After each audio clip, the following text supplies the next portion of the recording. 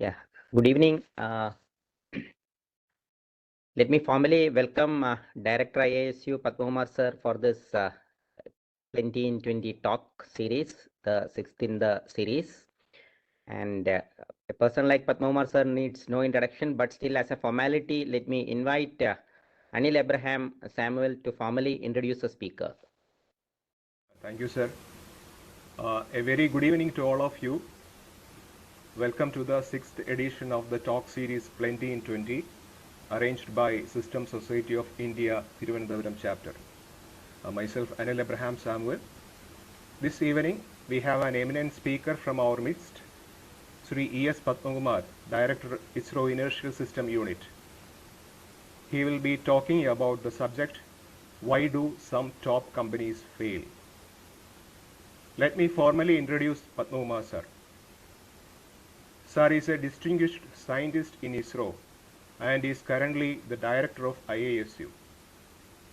He holds a BTech degree in Electronics and Communication from the University of Kerala and a ME in System Science and Automation from IASC Bangalore. Over the last 38 years in ISRO, he has worked on various areas of launch vehicle design and realization. His interest areas include mission design, NGC design and validation, avionics, checkout, software, simulations, satellite control systems and robotics. He is also interested in studying system science aspects in management of organizations. With this brief introduction, let me invite Padmakumar sir to deliver his talk. Over to you, sir.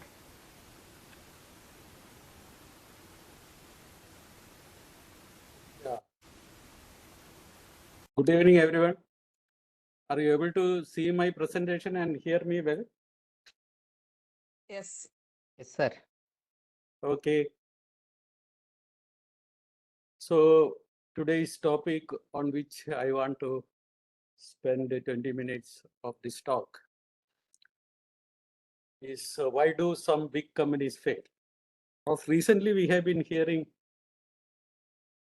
news about Boeing, Intel, and if you look back in history, we can see that there are several companies who has lost their standing, including Xerox. Xerox is, if you take Facet, there are so many companies who have been world leaders at one point of time suddenly went down. What happens when the big companies who are really established, when they face certain issue changes like an environmental change, a technology change? Why do they behave as newcomers to the field? So this is not an exhaustive study. This is mostly taken from some of the papers from Harvard Business Review and some studies from Peter Singer's book on fifth discipline called Fifth Discipline, and some points from economics. Okay, so let me start this talk formally. Say a top company. We know that there are several top companies, and a top company is typically distinguished by a very strong, committed team and a set of well appreciated products and or services. Okay, and a steady or growing set of financial positions. But they are also always has to be identified by a well-sized, loyal customer base and an established foolproof supply chain. These requirements are also always there. And what the foremost in a top company is a very intelligent, observant, courageous leadership.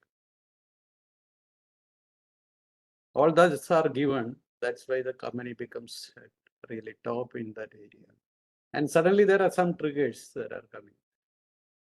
There is a technology change. It can be an abrupt or slow technology change. An abrupt change will be like in the pervasiveness with which AI technology has taken the world in a storm that we are observing. Sometimes it could be very slow in coming. And there could be a market change also. And the needs of the customers suddenly changes significantly. So faced with these environmental shifts,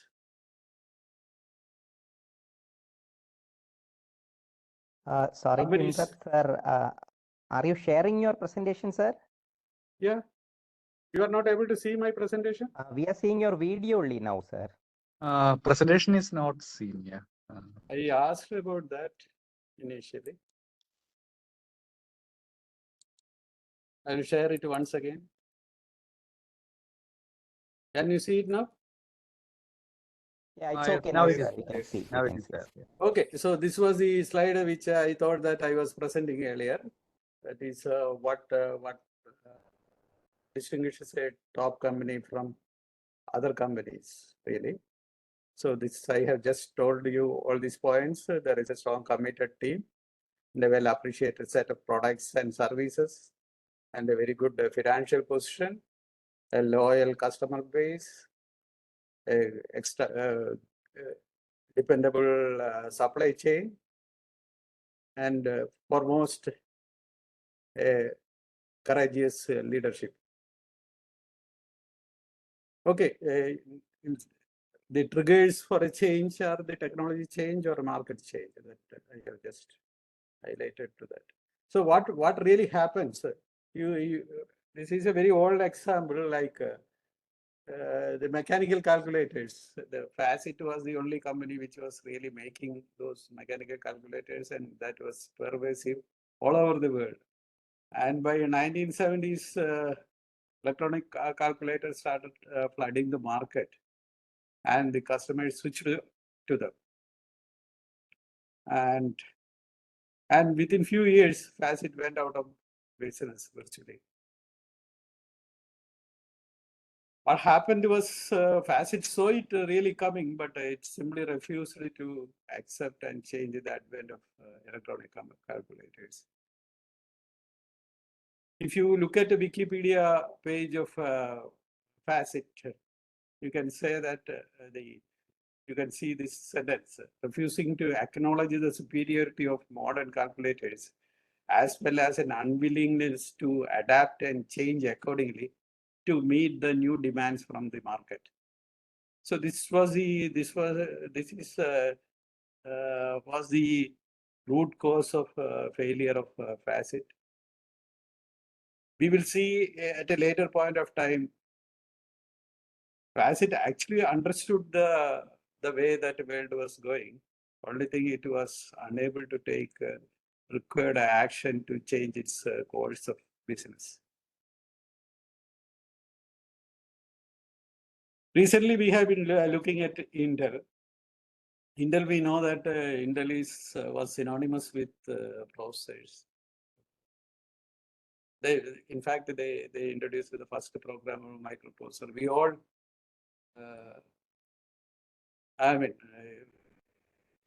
studied that Intel's processors as we learned about the microprocessor itself, actually. And they were at the forefront of the market so many years, so many decades, I should say. And there was no challenger to them, actually. But what happened was, actually, there was, along with the CPUs that was advocated by Intel, they introduced co-processors, they introduced multiple cores, they introduced caches, they introduced so many other things in order to make their products better and better. They had a very loyal customer base, people like me, you and me. And but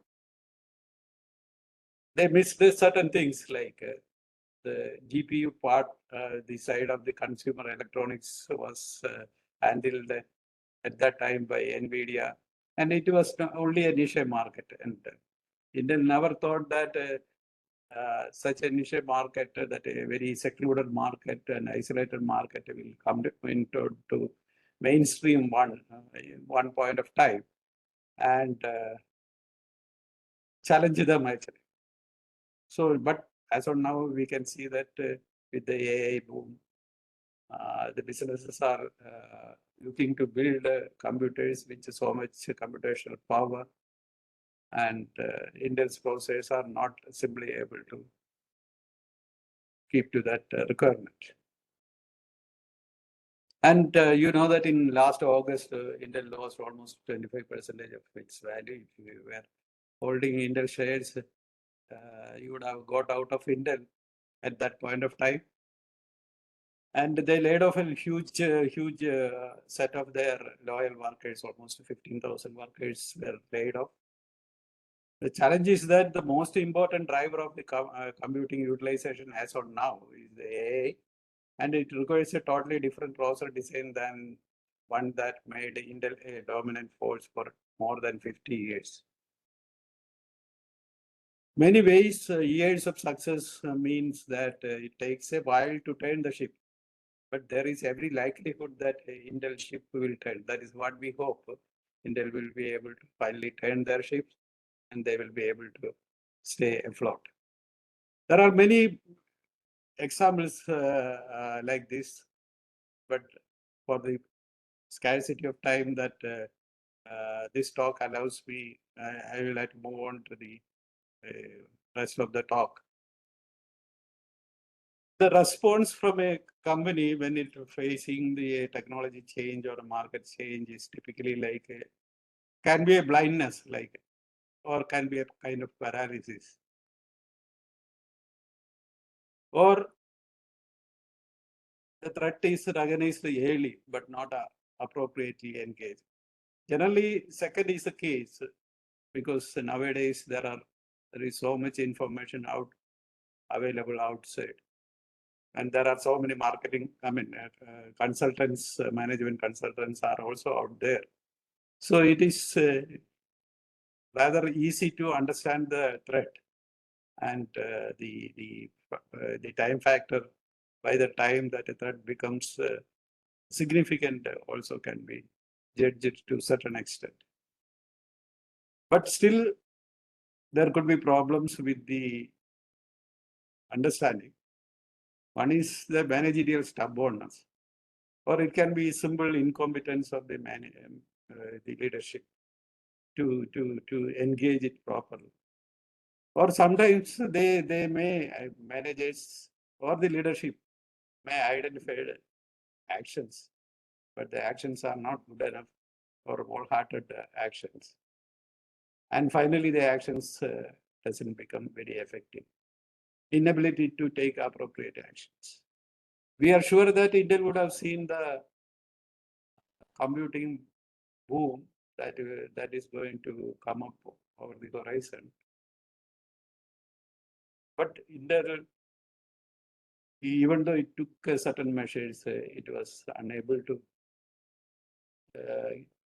steer clear of the threat, or rather absorb the threat onto its activities in such a way that it won the market.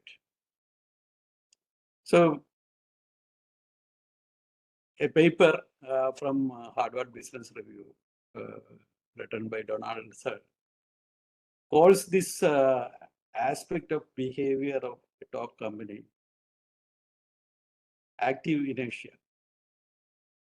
He defines active inertia like this. Active inertia is an organization's tendency to follow on an established behavior, even when it is threatened, even in response to dramatic environmental shifts. Stuck in the modes of thinking and working that brought success in the past. Whatever modes of thinking and working which has brought huge success over the years in the past. They simply accelerate their tried and good activities only. They don't simply change the trajectory and go to change their target and change their trajectory. So they just keep doing what they are used to do, and in trying to get themselves out of the hole, they just deepens it.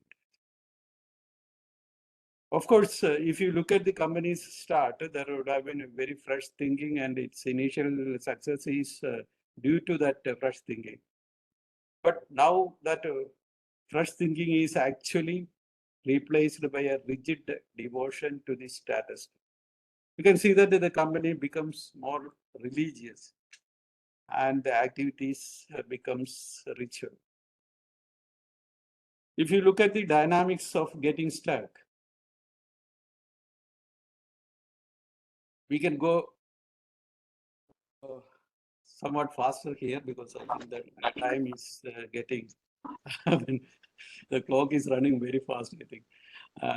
So the 4 points that highlighted here are the strategy frame. So that is the view of the managers to the business. That views can become blinders, that the managers doesn't see the market scenario or the evolving market conditions well. The second one is the processes, which they themselves becomes routines, and they become, in fact, they are means to an end. Finally, they become the end itself. And the relationships, this is a very important thing. The relationships between the managers, the customers, the employees, other stakeholders, dealers, and the relations between them becomes the shackles to the actions that you need to take when you want to really go out, escape from this threatening scenario. And the values, the brand values, and the values that you have propagated about your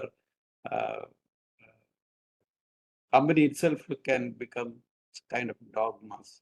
Like Intel has always propagated that a CPU-based system is the best that can deliver you the thing. Now suddenly, when they want to go to a GPU domain, they find that the values they have built over their earlier products becomes a hinder to themselves. So I have just explained more about the points just now I have highlighted to you. The strategic frames becomes blinders. So it is the strategic frames are nothing but models, or you can say the spectacles with the manager sees the world. The kind of business, how do we create value, who are our competitors, which customers are crucial, which customers we can ignore, in which direction the business is going. And these are generally company specific, but there are standards, kind of standards now evolved. If it is company specific, it would have been evolved over the time of this company. But the problem with these goggles are that it reduces the peripheral vision. It constrains people from noticing the new options and opportunities. And whenever threatened, what managers generally do is use the same tools. They put in more and more effort and data into it, and they come out with solutions that justify their current operations itself rather than changing the rates. Relationships become shackles that I just now highlighted. It becomes a flexibility, it limits your flexibility. You are totally related to your employees, customers, suppliers, lenders, investors, and it leads to a significant amount of active inertia. You have a fear of antagonizing the stakeholders. And in that process, we delay the actions, or rather, we never really take the actions in full force. So here I just quote a sentence from Peter Singer's book. Nobody wants to be the messenger of bad news. The easiest path is to pretend that there is no bad news really, actually. Or even better yet, declare a victory. Okay, just lower the bar so that the bad becomes good. This is what typically we all do. Okay, but for a company, it becomes suicide. And the values hardens to dogmas. As I just earlier highlighted, the branding becomes a limitation. It limits the transition to new products for a fear of perception that you have already built up by the way of advertisements, by the way of messaging across your stakeholders. So what is the way of active inertia? Here we need to actually look at answer the question, what hinders from taking action?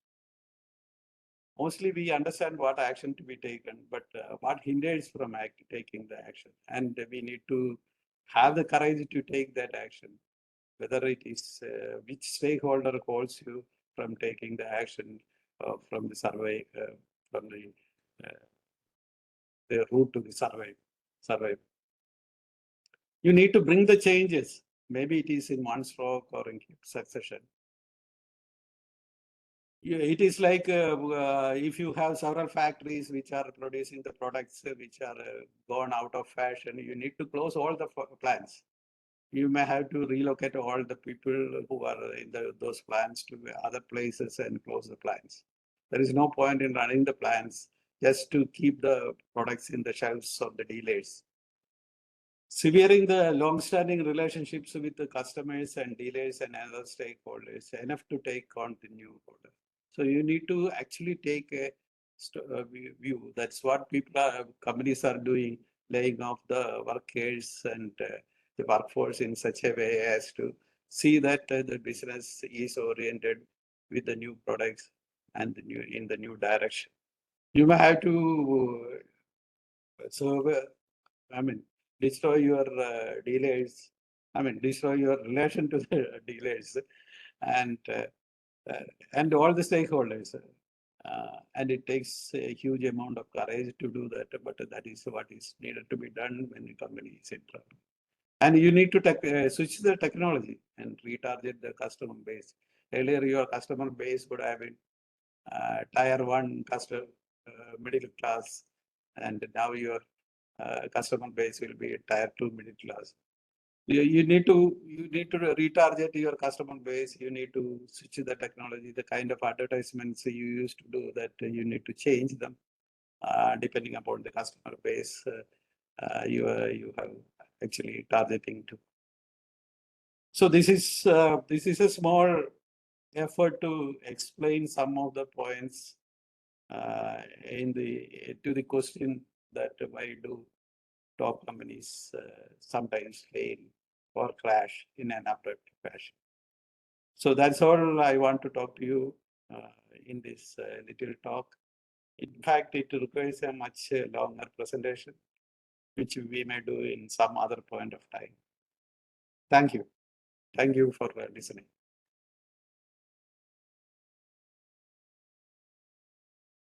Jaykumar? Yes, Perumal, you can Yes, take sir. over. Yes, sir. Thank you, sir. Sir, before concluding, there are a few questions in the chat box, sir. So the first question is from Manu Warrior. Sir, what a company has to do avoid this kind of failures? So this is the question. Yeah, the company has to be a learning organization, first of all. A learning organization, as defined by Peter Singh, is that a company who learns from the environment. And it learns what it has to do to remain as a company or as an organization in future.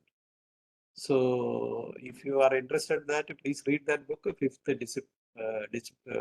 Discipline.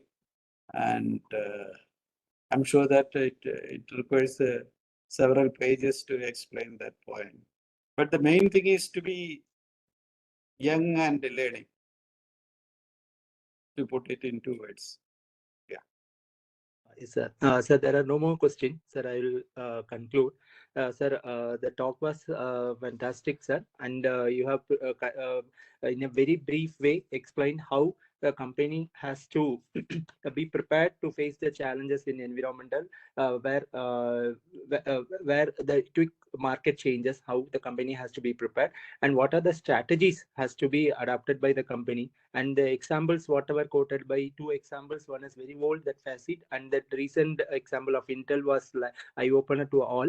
And also you have brought out the papers of hardware. It was concisely explaining how we have to be prepared in the changing environment. Sir, thank you for the talk. And sir, okay, thank you, sir. And thank you for giving your talk to SSI once again. Thank you, sir. Okay, thank you. Thank you for giving this opportunity.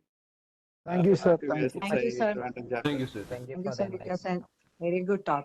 Thank you very much. Thank you, sir. Sir, very sir, good talk. Sir, excellent talk. Okay. Okay, good. Thank you, sir. Thank you. I